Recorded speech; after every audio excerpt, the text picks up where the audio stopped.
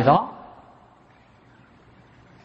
예레미야 37장 11절에서 21절까지인데요. 오늘 첫 번째 단락은 전부 네 단락으로 되어 있죠? 첫 번째 단락은 우리 이기금 집사님 읽어주시고, 두 번째 단락 16절부터 17절까지는 우리 이인숙 집사님 읽어주시고, 나머지는 우리 다 같이 읽도록 하겠습니다. 큰 소리로 좀 읽어주십시오.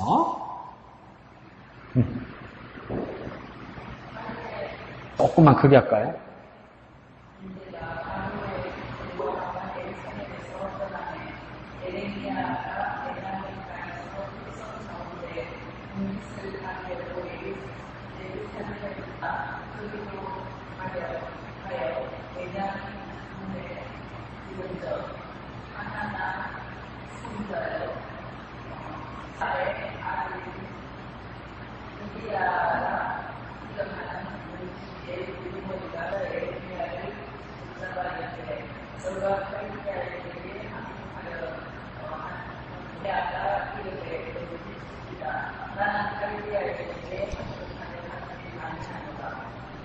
이디야가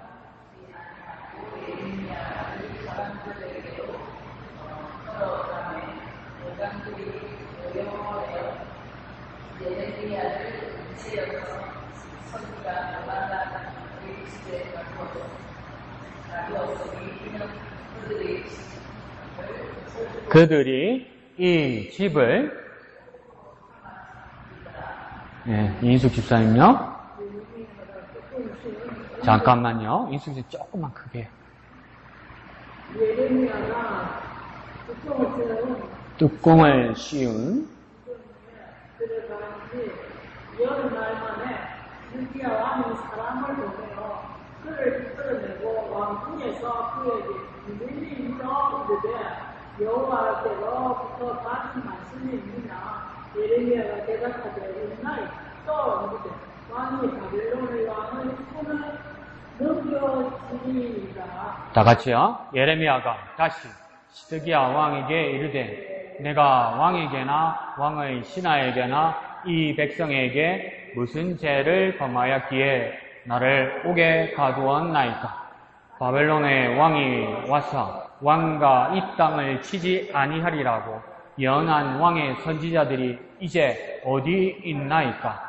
내 주 왕이여, 이제 청하건대 내게 들으시며 나의 탄원을 받으사 나를 성의관 요나단의 집으로 돌려보내지 마옵소서. 내가 거기에서 죽을까 두려워하나이다. 이에 시드기야 왕이 명령하여 예레미야를 감옥 뜰에 두고 떡 만드는 자의 거리에서 매일 떡 한 개씩 그에게 주게 하매 성중에 떡이 떨어질 때까지 이르니라. 예레미야가 감옥들에 머무니라. 아멘. 마지막 단락이 똑똑똑 이러니까 우리가 먹는 똑똑똑 이렇게 생각하지 말고 요즘 번역에서는 또 빵이라고 쓰기도 합니다. 빵 이러니까 또 우리 어머니들 뭐랍니까? 밥배 따로 있고 빵배 따로 있다 했었죠. 빵 실컷 먹고 뭐랍니까? 집에 와서 밥 먹어야 돼. 그러니까 요거 그냥 밥으로 생각하면 됩니다. 밥. 끼니, 식사. 떡이라는 거 끼니, 식사. 이렇게 생각하면 됩니다. 그래서 열심히 예수 믿는 교회 같은데 그 이상한 교회들이 있어요. 거기도 또 침례교회 간판을 달아서 내가 참 불편한데 뭐냐면 그 영어 성경 여러 번역본 중에 킹 제임스 버전이라고 있어요. 킹 제임스 버전 그 성경만 진짜라고 말하는 사람이 있어요. 기도 안 차죠. 그 교회는 그것만 해요. 그러면 한국 교회에서 킹 제임스 버전 성경을 보면 그게 영어 성경인데 어떡하겠어요? 또 한국말로 또 번역해요. 그럼 그게 무슨 킹 제임스 성경이요? 한국말로 번역해버린데 그럼 자기 편의로 하잖아요. 그 교인들이 막 자기들이 성경을 많이 아는 것처럼 하다가 나한테 와가지고 뭐라냐면 이 떡이라고 그러면 안 된다. 예수님이 500년의 역사 이런 것도 보면 떡 5개와 보리떡 5개와 물고기 2마리니까 떡으로 말하면 안 되고 빵이 맞다 주식으로 빵이라고 그러는 거예요. 그래서 한국 사람한테 빵이라고 번역하면 안 되죠. 밥 이렇게 해야지 밥. 이게 정확한 번역이 없어요. 그 시대의 그 문화에 맞게 그냥 번역하는 거예요. 근데 우리 시대에, 만약에 우리 다음 세대의 친구들은 이거 밥이라 하면 이해 못할걸요. 안 그래도 지금도 쌀 소비량이 떨어진다고 그러잖아요, 우리나라가. 밥 잘 안 먹는다고 그러잖아요, 젊은 애들. 그 밥 대신 대체해서 먹는 것들 많거든요. 그러면 나중에 우리 다음 세대는 쌀 농사 안 지을 수도 있어요. 그때 또 번역이 이거 또 바뀔 거라고. 그러고 안 바뀌어도 뭔가 빵이라고 해놓으면 우리 다음 세대는 그게 주식이라고 이해 잘 할 거라고. 근데 킹 제임스 버전 그게 성경은 아니 영국 왕이 시켜가지고 번역한 그게 언젠데 16세기 17세기인데 수백 년 전에 성경이 21세기에 지금 지네 여자동 사람한테 그게 뭐 어떻게 이해가 갈 거예요 그게. 그래 말하는 거면 기가 차죠. 그러니까 우리가 정말 욕심 많이 내지 말고 매일 성경을 하자는 건 여러분 하는 것 중에 더 하자는 게 아니에요. 더 욕심 내지 말고 우리가 성경을 보는데 막 1년에 내가 성경을 1독하리라 안 그러면 막 1년에 3독하리라 훌륭하죠. 근데 그것보다도 더 중요한 건 뭐냐면 욕심 내지 말고 한 바닥만 가지고 무슨 말인지 이해하고는 좀 넘어가자 말입니다. 몇 단어라도 몇 줄이라도. 여러분 지금 수십 년 동안 예수 믿고 교회 다니면서 성경 많이 봤겠지. 근데 많이 봤는데 무슨 말인지 모르고 넘어간 게 너무 많잖아요. 근데 여러분이 위로받는 건 뭡니까? 많이 읽었다. 이것 가지고 위로받잖아. 그 성경은 생명의 양식이라서 그냥 몰라도 읽으면 능력이 된다고 그러잖아요. 그럼 만달 읽어요. 삶아가 먹지. 고와가지고. 그러니까 한 바닥이라도 이해하는 거예요. 이거 한 장도 안 되잖아요. 오늘 같은 경우에는. 그럼 이 부분에서 내가 이해하고 내가 은혜되고 내 삶으로 적용할 수 있는 말씀이 내가 이거 한 부분이라도 오는 게 얼마나 감사해요, 여러분. 여러분 혼자서 예레미야서 53장 읽으라고 맡겨놓으면 53장 여러분 읽을 거예요. 열심히 있는 사람은 하루 만에도 읽을 수 있어요. 그죠?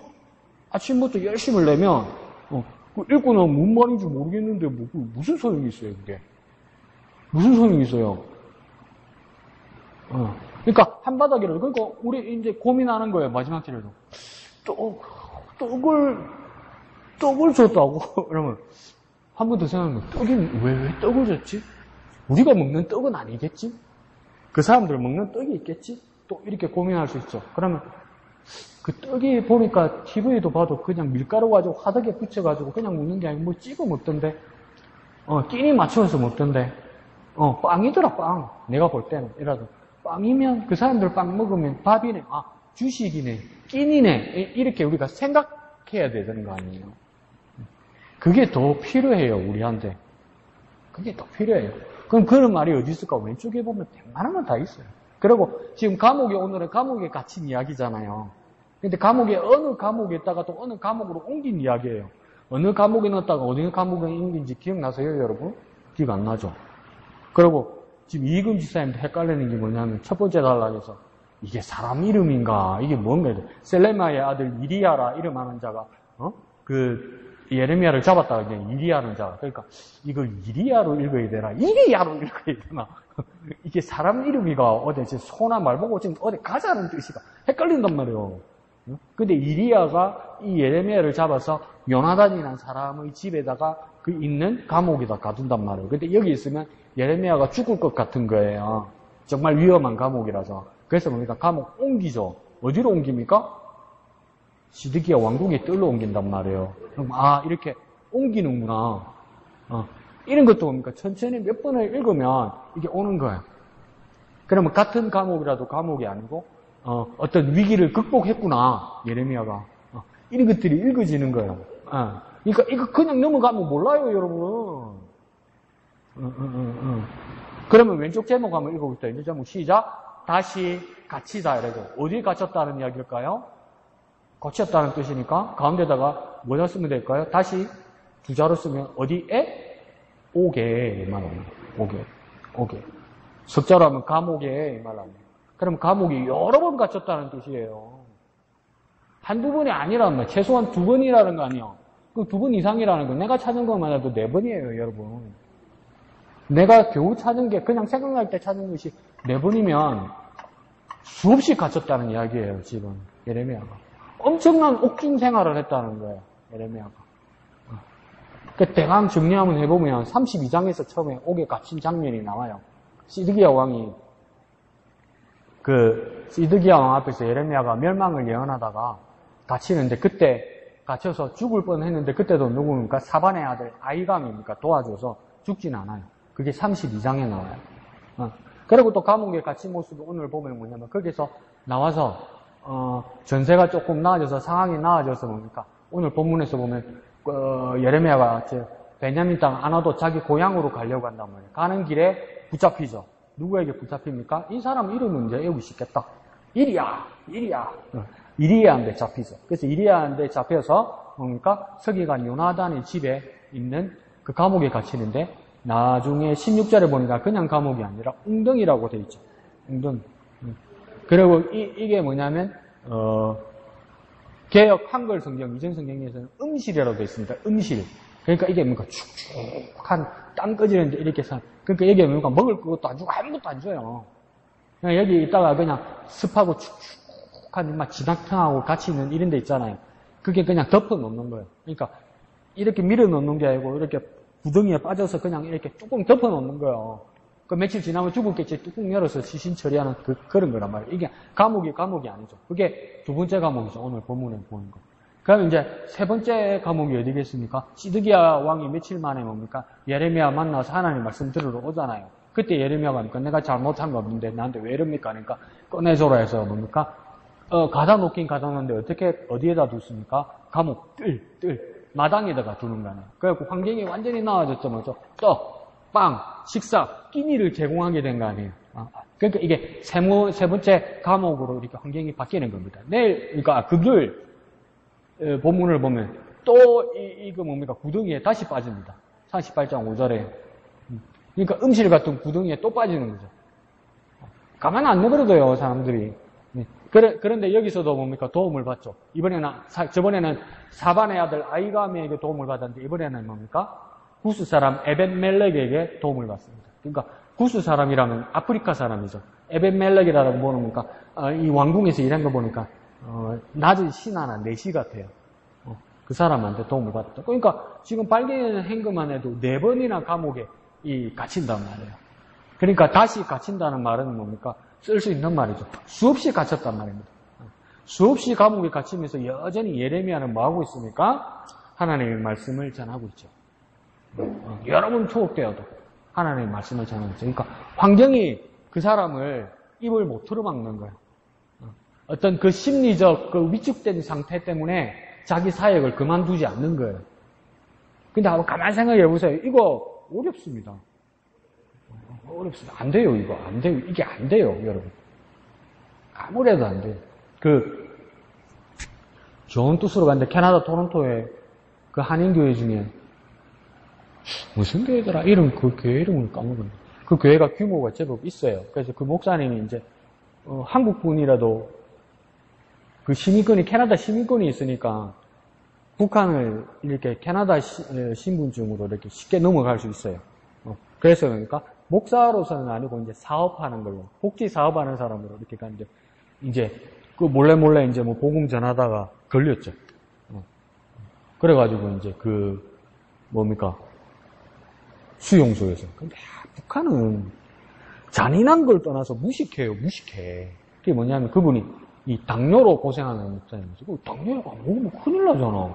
저혈당 오면 돌아가시잖아요. 다른 걸로 극복할 수가 없잖아요. 먹는 거는 먹게 해줘도 그걸 안 줬어. 그 얼마나 위태롭고 위험했겠어요. 그래서 이제 캐나다 정부가 이제 나서가지고 이렇게 나왔죠. 그런데 그게 있는 동안, 그 다음 또 누가 한 사람이 있었냐면, 저 삼국으로 중국으로 이렇게 선교하다가 간 진내교 선교사, 우리나라 선교사 한 분이 있었는데 또 그 북한군에 잡혀서 강제 수용소에 있었어요. 이따가 이제 그분들이 어떻게 합니까? 이제 한 번은 북한 뉴스에 나왔죠. 북한 뉴스에 나와가지고 뭐랬냐면 이제 남한 정부 욕하고, 교회 욕하고, 이제 우리나라 대통령 욕하고, 막, 내가 쏘았다! 이러면서 막 하는 거예요. 왜 그렇게 했겠어요? 협박받았으니까. 안 그러면 죽으니까. 나 100번 이해하죠. 그럴 수밖에 없다는 거. 여러분들, 전들, 어떡하겠어요? 그 상황에서. 그렇게 하라면. 하겠죠. 뭐, 그 방법이 있어요. 여러분 믿음 지킬 수 있을 것 같아요? 내 자신을 보장을 못해. 그래서 뉴스 나오고 그랬죠. 근데 이제, 정부들이 한국 시민권적, 국적 그분은 모르겠는데, 캐나다 국적이 있던 그 목사님은, 캐나다 정부에 의해서 풀려나서 캐나다로 돌아갔죠, 토론토로. 돌아가고 나니까 뭡니까? 또 관정하러 다닙니다. 북한 인권 실상과 자기가 핍박받고 고생. 그러니까 나오니까 또 사람이 바뀌는 거죠. 그렇게 될 수밖에 없어요. 그런데 지금 예레미야는 어떡합니까?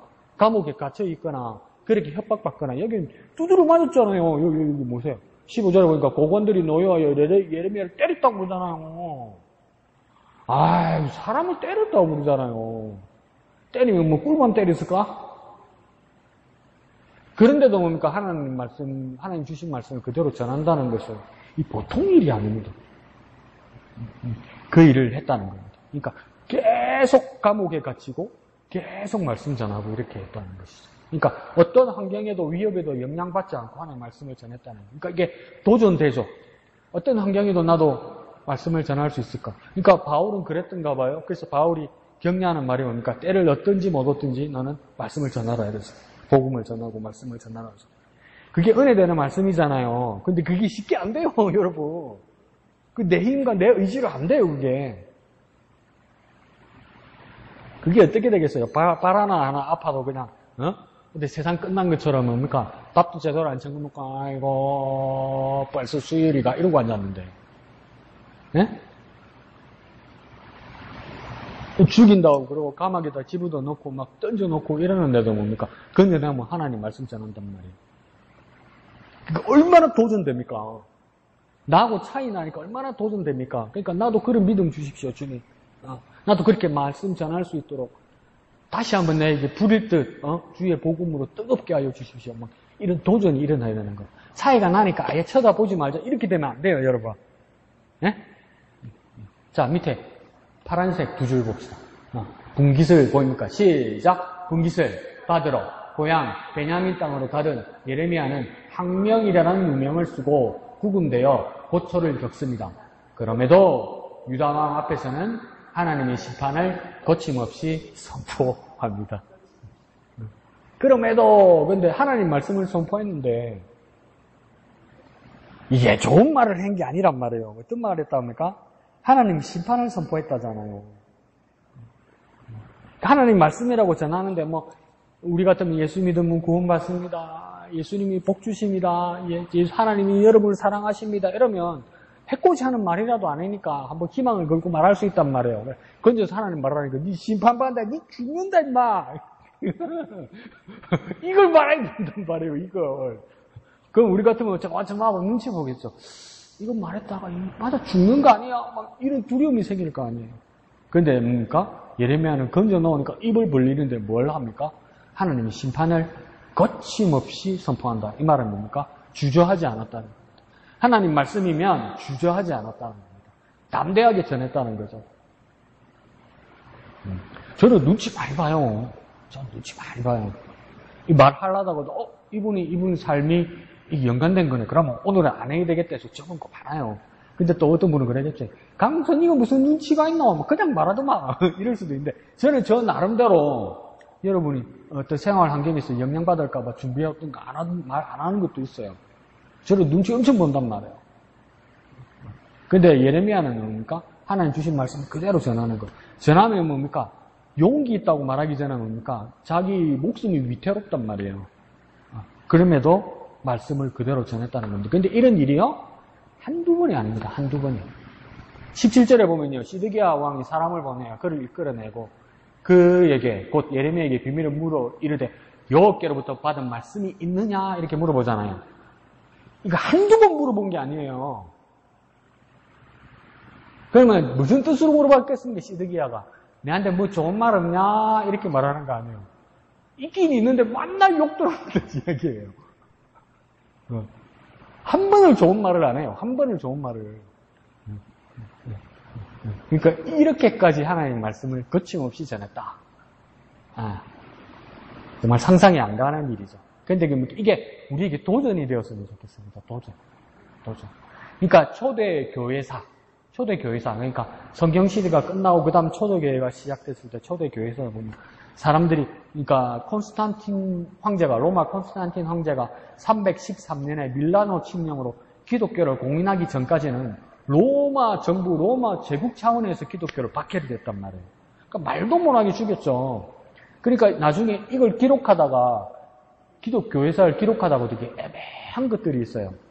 걸리면 죽으니까 말씀을 전하는 기독교인들도 그리스도인들도 이게 두려우니까 빨리 이게 끝이 나길 바란단 말이죠. 그러니까 어떤 일이 일어나냐면 그리스도인들 잡아서 이렇게 죽이고 이렇게 죽이려고 불을 피워서 불구덩이에 던지려고 그런다든지 안 그러면 낭떠러지에 몰아서 그러니까 밀쳐서 죽이려고 하든지 이런 계획이 있는데 막 그리스도인들이 너무 무서워서 자기가 먼저 불구덩이에 들어가고 어떨 때는 자기가 먼저 낭떠러지에 뛰어내리는 사람들이 있더란 말이에요. 여러분 그거 어떻게 생각하세요?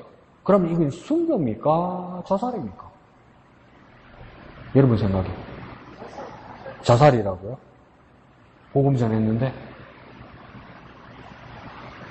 네? 먼저 뛰어들었으니까 자살? 그럼 지옥 가겠네? 그런가? 그렇다 해야지. 여러분이 그렇다면 그렇다 해야지. 그렇다 해야지. 얼마나 무서웠을까요, 근데. 여자들 같은 경우는 그냥 고이 불에 던져서 죽이거나 낭떠러지에 밀어 죽이는 이 정도가 아니란 말이에요. 엄청나게 욕보인단 말이에요. 그래서 그 내용이 기록하면서 기록자들이 상당히 고민합니다. 이게 자결인가 순교인가? 엄청나게 고민을. 판단은 또 여러분 각자가 기도하면서 할 수 있는 것이겠죠. 한국에 선교사들이 정말 많이 왔죠. 많이 왔는데 한국에 온 외국 선교사들 대부분들은 뭡니까? 경제적 생활 면에서는 어려움이 별로 없었습니다. 왜냐하면 선교 지원금을 받아서 이래 왔기 때문에 우리나라도 마산 근처에 있는 창신중고등학교 근처에 가면 아직도 그 호주 선교사가 와서 살던 사택 이런 것들이 복원해놓은 건물들이 있거든요. 그 시대에 빨간 벽돌로 지어가지고 냉난방 잘 되게 이렇게 돼 있어요. 그러니까 사는 데는 별 지장이 없을 정도로 그렇게 해놨어요. 그러니까 막 별장처럼 아직도 모양이 그래요. 그것도 그렇게 해줘야지 고생하는데 그죠? 뭐 그게 잘못됐다고 생각하진 않아요. 그런데 그 중에 캐나다에서 온 맥켄지 선교사라고 있었어요. 맥켄지 선교사가 와서 자기가 세운 원칙은 뭐였냐면 조선 사람들하고 같이 생활해야 된다.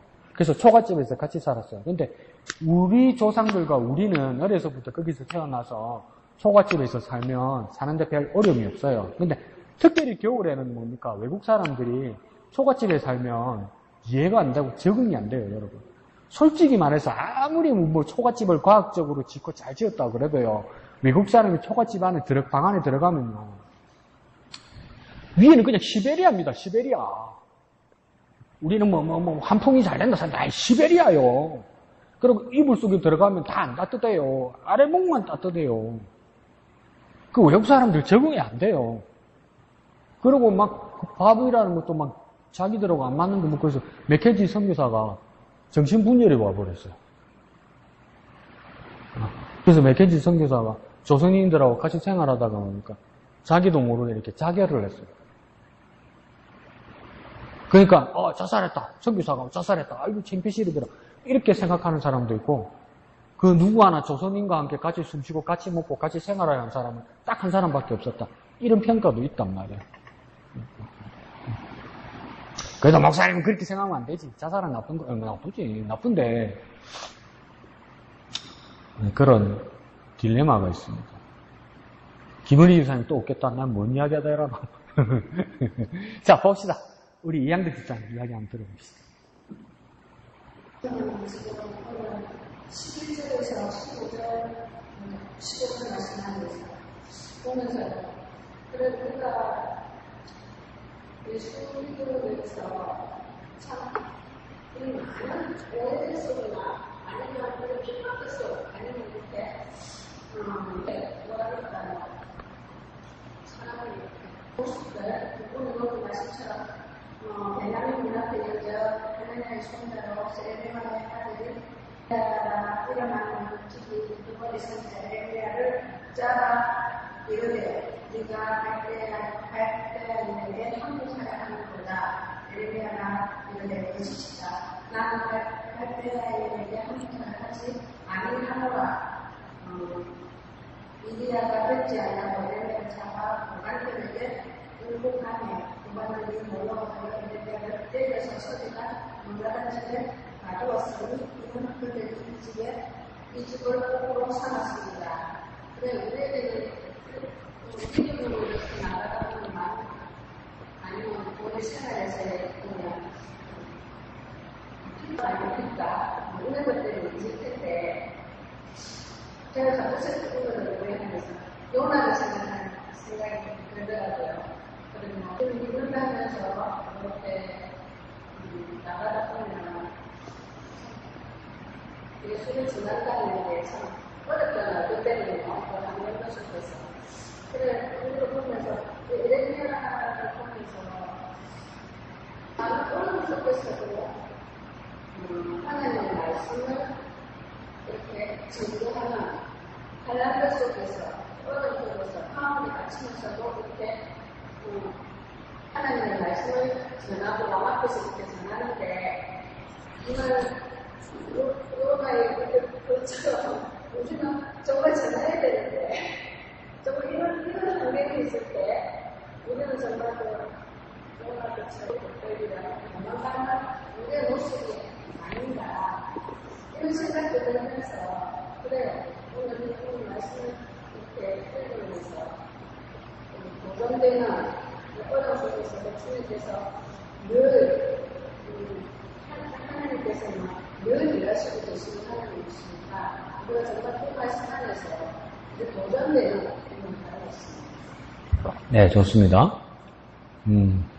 요나가 또 한 번 더 생각나셨던 것 같네요. 그러니까 요나하고 예레미야하고는 어떤 마음 먹는 모습이 다르죠, 그죠? 예레미야는 어떤 환경에서도 하나님의 말씀을 전하려는 모습이었고 요나는 그러고 싶지 않았죠. 그래서 그걸 거절하는 그런 상황이었죠. 그런데 그러면서도 결론은 똑같았었어요. 그죠? 한 사람은 안 하려고 그랬고, 한 사람은 위험함에도 불구하고 그렇게 섰을 때 어떡합니까? 두 사람 모두가 뭡니까? 하나님의 뜻, 하나님의 계획을 그대로 전했다는 것이죠. 그러니까 우리의 삶 가운데서도 하나님의 뜻, 하나님의 말씀은 실수 없이 전해진다는 거예요. 그럼 실수 없이 전해지면 우리는 무엇입니까? 거절하거나 부정하지 말고 순종하는 것이 우선이라는 거예요. 어차피 전해지는 거면 쓰임받는 게 더 중요하죠. 그리고 이 상황에서는 첫 번째 절에서 그 배경이 나타나는데 갈대아인의 군대가 바로의 군대를 두려워하여 예루살렘에서 떠났다 이 말입니다. 갈대아 군대라는 것은 바벨론 군대라는 게 여러분 알죠? 안 헷갈리죠? 그기가 또 이렇게 하면 안 됩니다. 갈대아의 군대라면 바벨론 군대 말하는 겁니다. 바벨론. 네? 그러니까 바벨론 군대가 지금 퇴각했다는 말입니다. 뭐 때문에요? 바로 애굽의 군대가 왔기 때문에 이 상황은 뭐냐면 한 2년 가까이 갈대아 바벨론 군대가 예루살렘을 포위했단 말이에요. 그래서 이렇게 이제 점령하려는데 갑자기 뭡니까? 아프리카에는 이집트 애굽 군대가 예루살렘에 있는 유다인들을 도우려고 오니까 아닙니까? 그 불리함을 느끼고 바벨론 군대가 철수했단 말이에요. 근데 여태까지 예레미야는 누구한테 항복하라고 하나님 뜻을 예언했습니까? 누구한테? 애국? 바벨론? 누구한테요? 누구한테 항복해라 했습니까? 헷갈립니까? 지금 37장 예레미야 이제 끝날 때 다 됐는데 큐티를 수십 분 했는데 헷갈리면 어떡해? 바벨론에 항복해라고 그랬잖아요. 그죠? 근데 지금 뭡니까? 예레미야가 예언한 거하고 반대로 지금 상황이 나타나는 거 아니에요. 애굽에게 의지하지 말고 바빌론에게 항복해야 산다. 그래야 살 수 있다. 이때까지 예레미야가 그렇게 얘기했잖아요. 그렇게 하는 뜻을 전했잖아요. 근데 상황이 반대가 된 거예요. 갈대아 바빌론 군대는 도망가고 애굽이 도와주러 왔는데 돼 있는 거라. 그러니까 어떡합니까? 예레미야를 미워하던 사람들이 기가 사는 거예요. 예레미야 네가 가짜구만 이러던 거 아니에요. 네가 거짓 선지자구만. 우리 보고 잘못됐다고 하는데 네가 거짓 선지자구만 이래서 막 기가 살아가지고 뭐 이제 우리 유다는 살았다. 예루살렘은 살았다. 우리는 이제 광복을 맞았다. 우리는 더 이상 어려움이 없을 것이다. 우리 애국 군대가 우리를 도와줄 것이다. 만세 만세 만세 하고 누구를 쑥 지나가네. 쭉 보니까 뭡니까? 예레미야하고 쑥 지나가는 거니까. 그러니까 이 쥐 같은 놈 봐라 이렇게 된 거죠. 그러니까 뭡니까? 자기 고향 베냐민 땅 아나도스로 가는 거 보니까 지금 예루살렘보다는 더 북쪽이란 말이에요. 근데 예레미야는 뭐하러 갔습니까? 자기가 배당받은 땅, 자기 조상들로부터 받은 땅, 그걸 정리하러 갔단 말이에요. 안 그러면 또 어떤 사람은 어떻게 추정하냐면 감옥에 있을 때 자기 사촌에게 하나메일에게 그 땅을 샀죠. 그죠? 그러니까 그 땅을 보러 갔을 수도 있단 말이에요. 근데 그게 북쪽이잖아요. 자기는 그걸 땅을 정리하러 가고 땅을 이제 확인하러 갔는데 땅 문서를 확인하러 갔는데 지금은 뭡니까?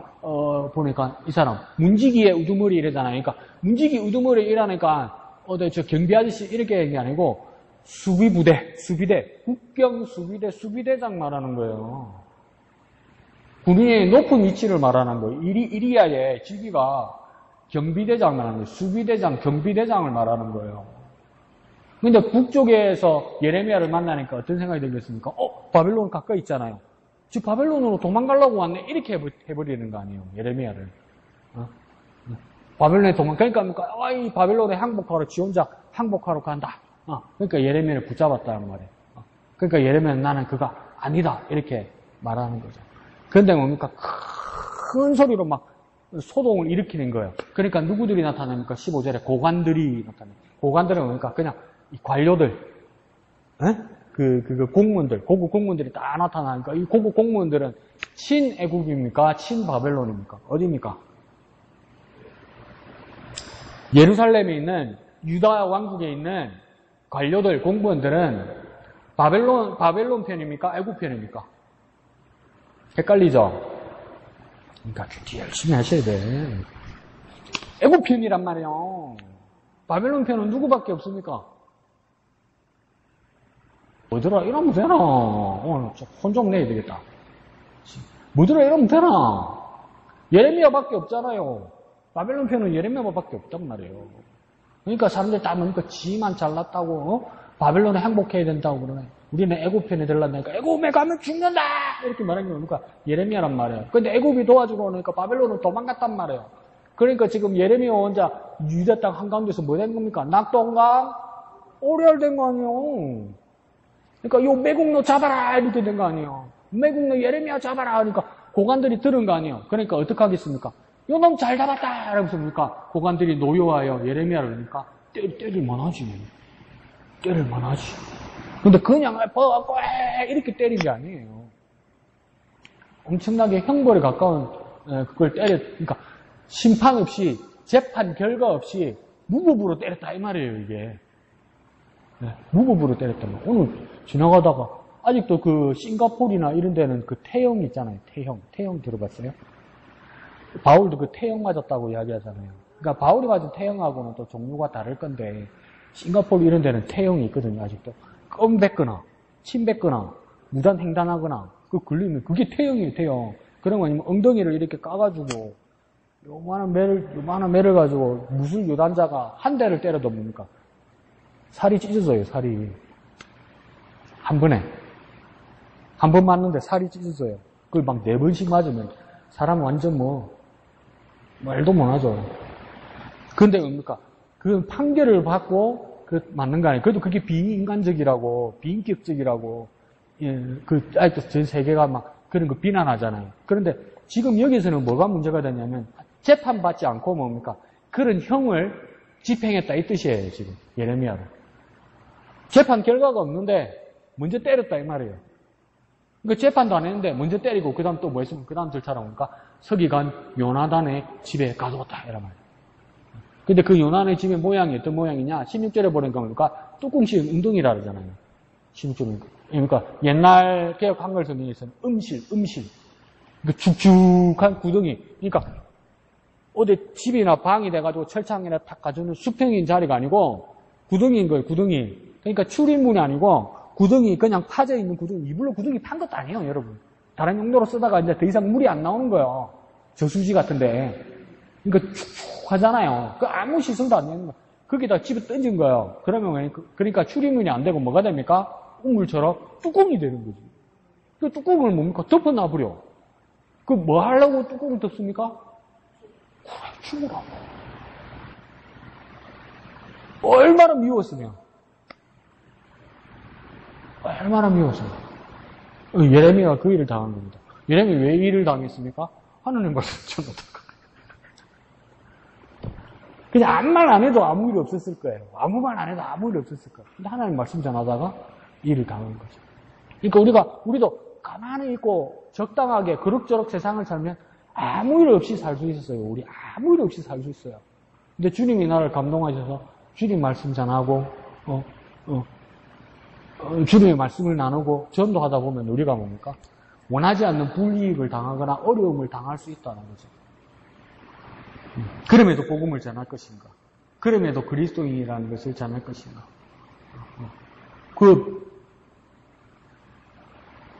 목사님이 그때 진해의 청년들 모임, 기독 청년들 모임을 여름 수련회를 장천에 있는 진해 침례교회에서 한 적이 있어요. 장천에 있는 진해 침례교회에서 그 청년들, 기독 청년들, 진해 기독 청년들 연합 수련회를 했는데 목사님이 그때 한 타임 특강을 맡으셨어요. 그래서 저도 따라갔죠. 가오자 한다고. 강사 밑에 있는 부목사라고, 전도사라고 가오자 한다는데 그때 목사님이 어떤 말씀을 하셨냐면 우리는 아직도 그게 무슨 말인가 싶단 말이에요. 바울이 로마서 10장에서 말하니까 사람이 마음으로 믿어 의에 이르고 입으로 시인하여 구원에 이른다 이랬단 말이에요. 이게 무슨 말일까? 마음으로 믿고 입으로 시인하고 근데 그게 구원에 이른다고? 그때 목사님이 아주 명쾌하게 설명해 주셨어요. 입으로 시인하는 거, 입으로 말하는 거 그게 왜 그렇게 중요한가? 우리는요, 난 교회 다녀요. 나는 목양교회이고 목양교회 집사고요. 난 예수 믿는 사람이 밖에 나가서 그러면 뭐라고 했습니까? 그래? 교회 다니니까 신앙하는 사람도 뭐라고 했습니까? 그냥 불끈 치죠. 이러고 말겠죠. 누가 예수 믿는다고 뭔 일이 있겠어요? 근데 저 중동에 가가지고 할렐루야 내 예수 믿는 사람 있습니다 라면 뭐 어떡하겠습니까? 죽어요. 큰일 나요. 북한에 가서도 내 직업이 목사라고 그러면 안 돼요. 중국 가서도 내 직업이 목사면 안 돼요. 목사님 부르면 안 돼요. 중국 우리 집사님 저하고 여행 가가지고 목사님 이러면 안 돼요. 뭐라 불러야 되는지 아세요? 사장님이라 불러야 돼요. 사장님. 그래 우리 기도합시다 이러면 안 돼요. 우리 생각합시다 이렇게 돼요. 그게 기도하지 않은 사인이에요. 사인. 근데 목사님이 그날 진해침례교에서 뭐라고 말하냐면 마음으로 믿고 입으로 시인하는 그게 뭐가 그렇게 큰 일인가?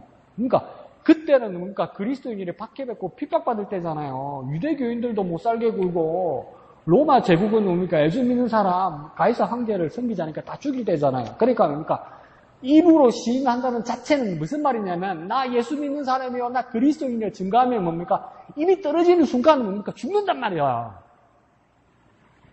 그러니까 그 당시에 입으로 시인하는 건 뭡니까? 자기 목숨을 거는 거예요. 목숨을 거는 거. 지금 우리 상황하고는 다르단 말이에요. 지금은 뭡니까? 그때 뭐 몰래 카메라인가 뭐 한다고 이러는데 누가 연예인들이 무슨 장난을 치냐면 그때 참 시잘데없는 장난을 치지. 뭘 했냐면 지하철이 왜 정거장에 내리면 짧은 시간에 딱 열렸다가 내리고 타고 나면 자동으로 이렇게 출입문이 닫히잖아요. 열렸다가 닫히잖아요. 근데 그 시간 텀이 있잖아요. 텀이. 근데 이제 몰래 카메라는 애들이 뭐라고 하냐면 그 뛰어가가지고 나를 안 보다 바바바바바바바바바바바바바바 이런 거요. 짱짱짱짱짱짱 이런 거요. 그러니까 그 또라이 짓을 한 거지. 그럼 사람들이 어떻게 반응할까? 그러다가 이제 길을 가다 이제 길에서도 또 그런 거예요. 그러니까 전철에서는 바바바바 이러니까 지금 하면 난리 나지. 빵빵빵 이러면 어디 뭐 테러리스트인가 싶고 난리 날 거예요 지금은. 근데 그 당시만 해도 80년대 90년대만 이런데 또 길을 가다가 할아버지야 이제 근데 할아버지인데 덩치도 좋더라고. 길에 가서 할아버지한테 나는 람보다 넌 누구냐 이런 거예요. 그러니까 할아버지가 람보를 압니까? 모르지. 그러니까 나는 람보다 너는 누구냐 이러니까 할아버지가 뭐? 그러니까 나는 그게 뭔데? 바바바바 나는 람보다 너는 누구냐 이랬거든요. 그러니까 할아버지 뭐라는 줄 아세요? 새끼 그래 니 람보 해라 임마. 상관없는 거예요 여러분. 그러니까 오늘날 우리가 예수 믿는다고 말해도 별 핍박 안 받고 별 목숨 걸 일이 없는 거예요 여러분. 근데 목사님이 그날 하신 말씀은 뭐냐면 그 당시에 초대 교인들이 나는 그리스도인이고 예수 믿는 사람이다. 마음으로 믿고 입으로 시인하여 내가 그리스도 예수를 믿는 사람이란 말하는 그 자체가 내가 목숨 걸고 죽는 일이란 말이에요. 목숨 걸어서 선포했단 말이에요. 이와 마찬가지로 예레미야라는 뭡니까? 목숨 걸어서 하나님의 것을 전했단 말이에요. 그래서 죽게 되었단 말이에요. 그럼 오늘 우리는 뭡니까? 주의 복음을 전할 때 죽을 일은 없지만 뭡니까? 내가 말씀을 전할 때 내가 목숨 걸어 말씀 전해야 되지 않겠냐 이 말이에요. 받으면 좋고 들으면 좋고 안 들어도 내 배 손해볼 게 없고 그러니까 지나가다가 저도 그냥 뭐라고요? 똑바로 말해보세요. 이러지 말란 말이요. 반은 창피하고 반은 의무가 있고 반은 내 사명을 채워야 되는 것 같고 그래서 대강대강 그렇게 할 거 하지 말란 말이요. 내 인격과 내 목숨을 모든 걸 걸고 그 예수 이름이 나를 살린 것처럼 나도 이 예수의 말씀이 예수의 이름이 당신을 살릴 수 있다는 그 내 인격과 내 목숨과 내 정성과 내 모든 것을 다해서 나를 살릴 것처럼 당신을 살린다는 그 믿음으로 복음 전하란 말이요. 해도 그만 안 해도 그만 그거 뭐예요 그게. 그래서 나는 술 한 잔 먹고 전도하니까 잘 되죠. 그럼 뭐예요 그게. 예레미야가 뭡니까? 그런 모습으로 복음 하나님의 뜻을 전했다. 그래서 죽음의 자리로 여러 번 갔었다 이 말이죠. 그러니까 우리도 뭡니까?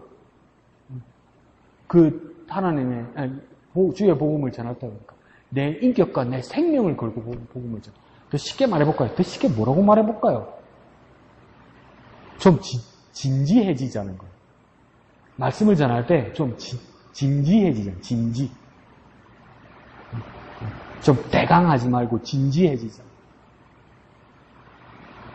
너무 오래 전하다 보니까 진지해진 게 없어져 버렸어요. 진지하게 복음 전하자고요. 진지하게. 진심으로 진지하게.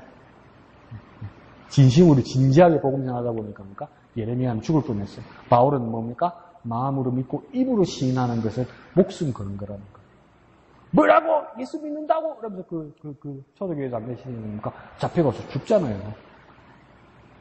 그렇게 목숨을 걸고 내 인격을 걸어서 복음을 전하는 사람이 되자. 요나도 뭡니까? 그러니까 하기 싫다고 그래. 근데 목숨은 못 걸겠습니다. 그러고 목숨 걸 대상이 아수르 사람들이 있는 거야. 아수르 사람들. 니느웨가 아수르 수도잖아요. 아수르가 누군데 주전 722년에 사마리아 사람들, 북이스라엘 사람들 잡아가지고 포로로 잡아가는데 그 기록 보면요, 너희가 코를 깨어갈 것이며 이러면서 뭡니까? 하나님은 거꾸로 예언하셨죠. 너 아수르 사람들이 그렇게 잡혀갈 거다 했잖아요. 근데 그 얘가 누구냐면 이스라엘 사람들을 잡아갈 때, 포로로 잡아갈 때 아수르 사람이 됐어요. 어떻게 한 줄 아세요? 낚싯바늘 코를 낀 거. 그럼 땡겨버리는 거예요. 얼마나 고통스럽겠어요. 힘 안 들이도 끌고 갈 수 있는 거. 너도 똑같이 당할 거라고 얘기하는 거죠. 그러니까 얼마나 잘해. 그러니까 요나가 거기다가 내가 왜 하는 말씀을 전해요. 내 마음이 안 땡긴다는 거죠. 요나 진심이었죠. 그런데 그 마음도 하나님께서 돌이키시잖아요. 하나님 마음을 알게 되잖아요. 이 박농꿀도 니 그래 아끼는데 이게 지금 사리분간 못하는 짐승부터 해서 이 사람 이 생명이 이래 많은데 그걸 내가 외면하는 게 맞느냐? 그때 요나가 마지막을 쓰지 않았어도 하나님 마음을 이해했을 거예요. 그러니까 요나서는 누가 썼습니까? 요나가 썼잖아요. 딴 사람이 쓴 게 아니고 요나가 썼잖아요. 요나서는 요나가 썼죠. 딴 사람이 안 썼잖아요. 하나님의 마음을 알아서 쓴 거잖아요. 결국은 요나도 어떤 사람이 되었습니까? 하나님의 마음을 전하는 사람이 되었죠. 우리도 우리의 인격과 우리의 생명과 우리의 모든 걸 걸고 복음을 전하는 사람이 되었으면 좋겠습니다. 조금 더 진지하고 조금 더 신중하고 조금 더 진심으로 복음을 전하는 저와 여러분 되었으면 좋겠습니다. 예, 목사님. 두 사람을 비교했는데 이리아라고 하는 박사 음식의 인물이 있고 목사님 말씀으로 경비대단이 경비대단이 높이 올라가는 것도 불구하고 그런 여전히 어떤 수세요 뭔가 더 올라가고 싶으니까 예레미야가 문제는 알았을 거예요. 어떻게 생겼는지 그러니까 잡았겠죠. 아마 국내에서 그를 쓰는 어떤 정치 이슈 이슈가 되어졌을 거고, 또 앞쪽으로 넘어간다, 혹은 망명한다, 혹은 후공사를 한다, 그런 소문을 퍼뜨리게 됐고, 아마 어떤 그런 이유들이 있겠죠. 그리고 왕에게 데려갔지 않고, 보관들에게 데려갔다. 즉, 친어머니 사람들에게 데려갔다는 것도 없이, 어떤 면에서는 속세적으로 그런 꿀꿀 치를 있지 않았나. 근데 지금이 바벨론으로 멸망하기 위해 10년 전 상황이거든요.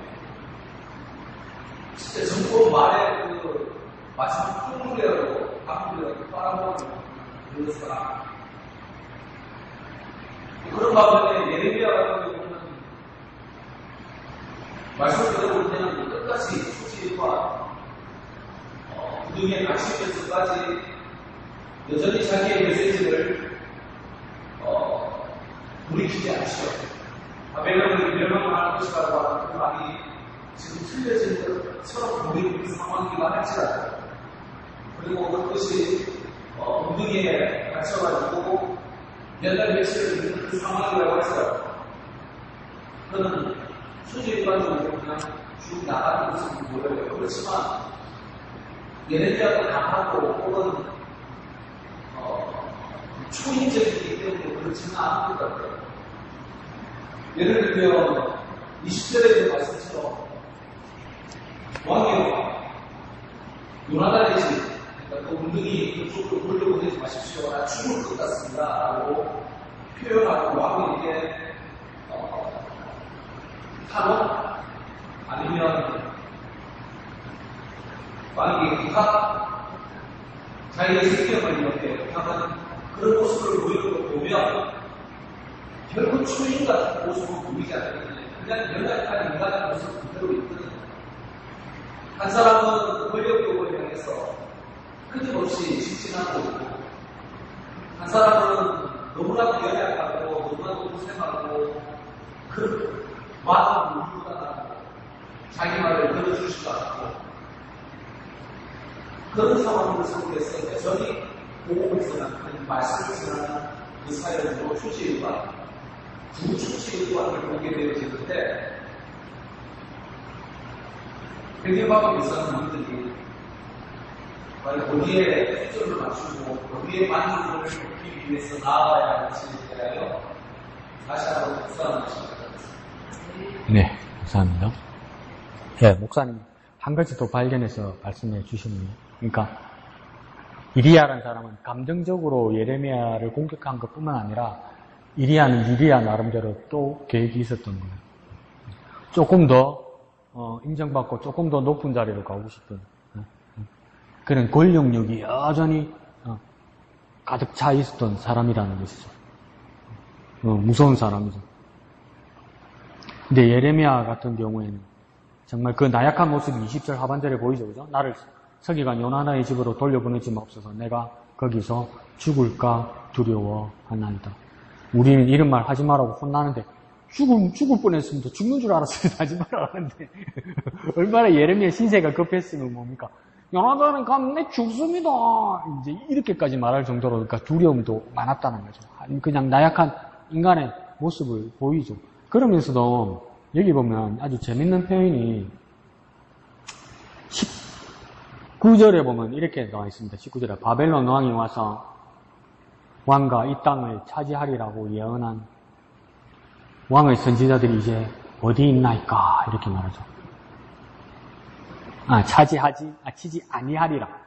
그러니까 바벨론이 치지 아니하리라. 바벨론은 우리 땅을 먹을 수 없다. 그렇게 말하던 선지자들, 그 사람들이 있습니다. 근데 이걸 다시 다른 번역에서 뭐라고 했냐면 왕은 이제까지 하나님 이름을 도용한 거짓 선지자들을 지금 어디 있습니까? 다 도망가고 어디 있습니까? 이렇게 말하는 거예요. 그러니까 예레미야는 뭐라고 이야기했냐면 당신한테 아첨하고 당신한테 아부하고 당신 듣기 좋은 말만 하면서 그것도 뭡니까? 하나님의 이름을 도용해서 하나님께서 말씀하셨습니다.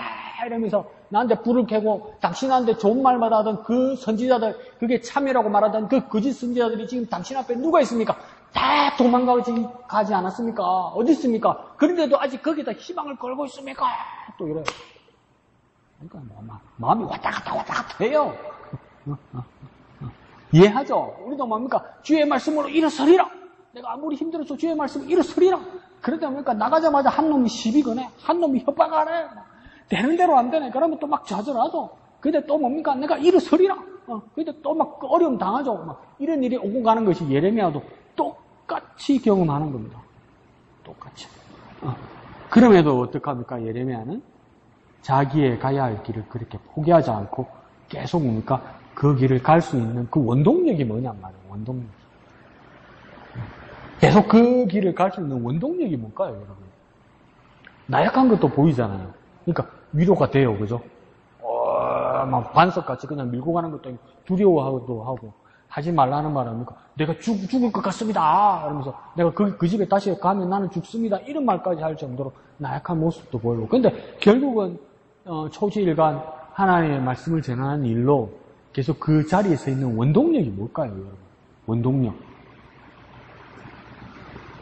아주 쉬운 데 있어요. 아주 쉬운 데. 여러 번 반복했던 것처럼 뭡니까? 이것은 여호와의 말씀이니라. 그러니까 관심이 거기에 가 있는 거예요. 관심. 그러니까 관심이 사람에게 안 가 있고 관심이 하나님께 가 있는 거예요. 그런데 우리는 관심이 왜 사람에게 가냐면 사람을 좋아해서 사람을 아부해서 내가 잘 살려고 사람에게 가 있는 경우도 있지만 저 사람한테 잘못하면 내가 죽을까 봐. 저 사람한테 말 잘못하면 죽을까 봐. 이 사람 비위를 맞춰서 살아남으려고 사람에게 관심을 가지는 사람들이니까 관료고 공무원이란 말이에요. 맞잖아요. 그런데 뭡니까? 그걸 접어버리고 뭡니까? 하나님이 뭐라 말씀하시니까 힘들고 어려워도 이게 하나님 말씀이니까 내가 목숨을 담보하고 목숨을 걸고 내가 말씀을 전해야 되겠다. 그게 예레미야의 유일한 관심이란 말이에요. 그러니까 예레미야서 전체에서 뭡니까? 거짓 선지자들과 다르게 예레미야는 대전제를 먼저 항상 대전제를 뭐라 합니까? 이것은 여호와의 말씀이니라 이런단 말이에요. 여호와의 말씀이라는 것을 왜 잘 알 수 있습니까? 관심이 거기 있거든. 관심이 거기 있어요. 관심이 하나님 말씀이 있어요. 관심이. 이것까지도 없는 거예요. 우리는 뭡니까? 관심은 하나님 말씀이 있는데 하나님 말씀 잘 찾아서 잘 써먹는 데 있죠, 우리는. 예레미야는 거기에도 없어요. 그냥 하나님 말씀을 그대로 액면 전하는 데 있단 말이에요. 그럼 시드기야는 어떤 사람이냐? 우유부단한 사람이에요. 하나님께서 자기가 원하는 답을 말해주길 바래요. 그러니까 믿음은 없는데 기대는 많아요. 기대는 하는데 기도는 안 해요. 여러분 그거 정말 달라요, 여러분. 기대하는 거하고 기도하는 거하고는 달라요, 여러분. 막연하게 기대하는 거 있죠. 그거 내 머리에 생각했다고 나보고 기도했다고 그러는데 기도 안 했어요, 당신. 하고 싶고 갖고 싶고 되고 싶은 것들 있죠, 여러분 마음에. 이게 왜 뜻대로 안 되나면서 막연하게 기대하는 것들 있죠. 소원하는 것들 있죠. 근데 하나님 앞에 안 내렸으면 여러분 기도 안 한 거예요, 여러분. 그걸 가지고 나한테 기도했다고 거짓말하지 마세요. 막연하게 생각하는 건 기도가 아니에요. 기대예요, 기대. 기도가 아니고. 그러니까 시드기야는 뭐합니까? 기도는 하는데 기대만 만빵이에요. 기대만. 그러니까 결단력이 없어요. 두려워만 해요. 그러니까 결국은 어떡합니까? 심판받죠.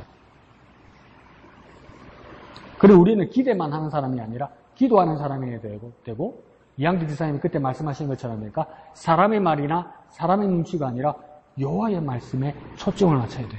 그리고 어느 정도냐면 하나님의 말씀 들리네, 하나님의 말씀 전해야 되겠다. 예레미야가 그게 아니란 말이에요. 하나님 말씀이 뭐지? 하나님 언제 말씀하실 것이지? 하나님 말씀을 내가 기다리고 있단 말이에요. 아직 나오지 않아도 뭡니까? 기다리고 있단 말이에요. 맛집에 줄 서가지고 있대? 맛집에 식당에 줄 서가지고 먹으면 5분인데 2시간, 3시간 줄 서가지고 있대? 그런 정성은 어디서 나오는 거예요? 그 맛있는 거 5분 먹으려고 2시간, 3시간도 줄 서면서 기도는 왜 30초가 안 되는 거예요? 30초가.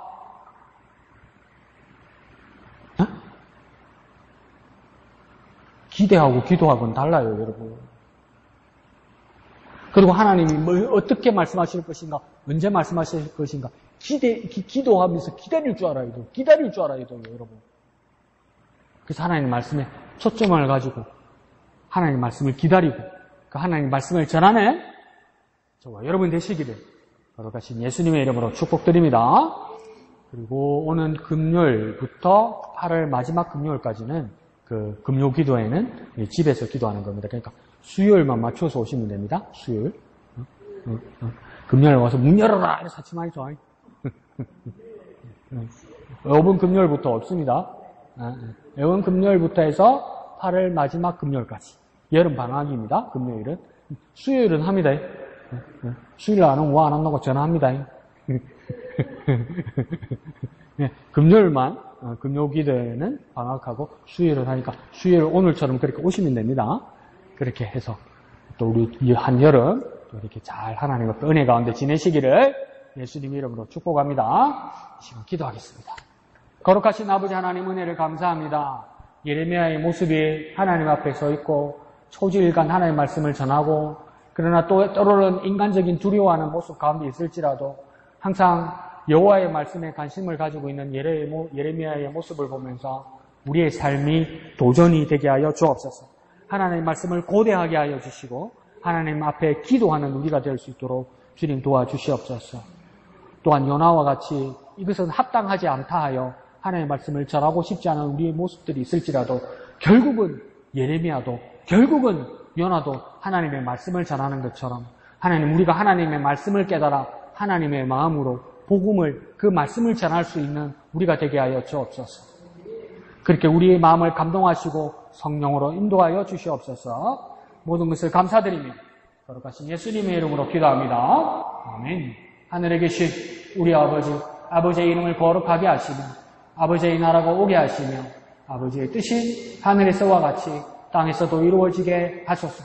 오늘 우리에게 일용할 양식을 주시고 우리가 우리에게 잘못한 사람을 용서하여 준 것 같이 우리 죄를 용서하여 주시고 우리를 시험에 빠지지 않게 하시고 악에서 구하소서. 나라와 권능과 영광이 영원히 아버지의 것입니다. 아멘. 주님 감사합니다.